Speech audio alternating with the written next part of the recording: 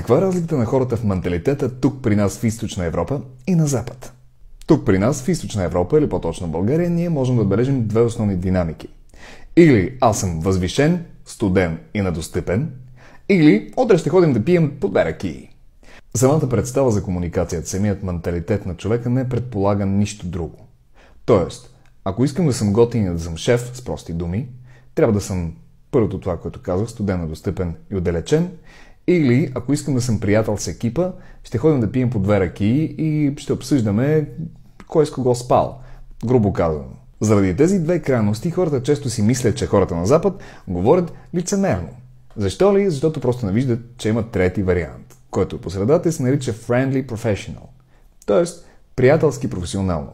Не минавам през личните граници, не се възвишавам като божество и останалите са мравки, а съм по средата. Да, пазя професионализма, обаче оставам човек. И това нещо се намира по средата. Ако се осъзнава тези три условни точки в пространството на комуникацията, ще ни е по-лесно да идентифицираме проблема и да го решим.